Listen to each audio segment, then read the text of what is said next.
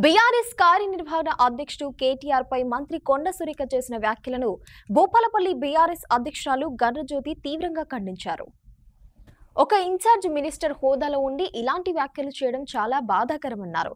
రాజకీయంలో ఉన్నప్పుడు, ఉన్నతమైన స్థానంలో ఉన్నప్పుడు అందరికీ ఆదర్శంగా ఉండవలసిన నాయకురాలు సినీ ఇండస్ట్రీలో ఉన్న వాళ్లపై ఇలాంటి వ్యాఖ్యలు చేయడం సమంజసం కాదన్నారు. ఈ సందర్భంగా గురువారం బీఆర్ఎస్ పార్టీ ఆఫీసులో ఆమె మీడియాతో మాట్లాడారు. ఇన్ఛార్జ్ మినిస్టర్గా ఉండి మరి అక్కడికి పోవడం జరిగింది కాన్స్టిట్యున్సీకి. ఇక్కడ అది మెదక్. మరి ఇన్ఛార్జ్ మినిస్టర్గా పోతే అక్కడ మరి రఘునందన్ రావు ఎమ్మెల్యే గారు ఉన్నారు, బీజేపీ పార్టీలో ఉన్నారు. వారు మరి వారిని సన్మానించడం జరిగింది. పద్ధతిలో వాళ్ళు మాట్లాడుతూ ఉన్నారు, వాళ్ళు చూస్తూ ఉన్నారు సోషల్ మీడియాలో. మరి వాళ్ళ దండ వేసిన దాని మీద ఎవరో మరి కొంతమంది మాట్లాడింది, వాళ్ళు ట్రోల్ చేసిండ్రు, మరి చాలా చూడడం జరిగింది. మరి దాన్ని ఇవాళ సురేఖ గారు తీసుకొని ఇవాళ బీఆర్ఎస్ పార్టీ పక్షాన ఇవాళ కేటీఆర్ గారే మాట్లాడించిండ్రు, కేటీఆర్ గారే చేయించిండ్రు అనే ఒక దురుద్దేశంతో ఇవాళ మాట్లాడి కేటీఆర్ గారిని ఇష్టాని రీతిగా నోటికొచ్చినట్టు మాట్లాడడం అనేది ఇది సమంజసం కాదు అని మేము ఖండిస్తూ ఉన్నాం.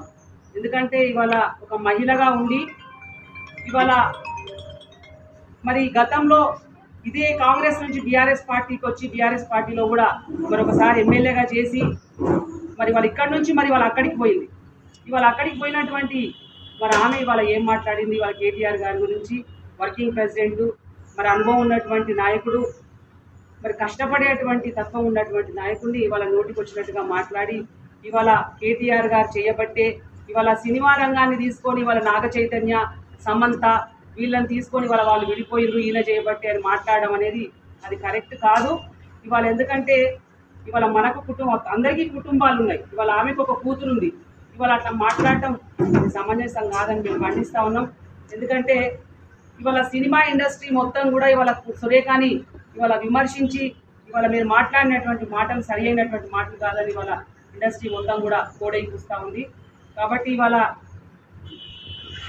రాజకీయంగా ఉన్నప్పుడు, ఉన్నతమైనటువంటి స్థానంలో ఉన్నప్పుడు మరి అందరికీ ఆదర్శంగా ఉండి 10 మందికి మరి ఆదర్శంగా ఉండి మాట్లాడాల్సినటువంటి మాటలు మాట్లాడేటువంటి నాయకురాలు ఇవాళ ఇట్లాంటి మాటలు మాట్లాడటం అనేది నిజంగా చాలా బాధ కలిగిస్తూ ఉంది.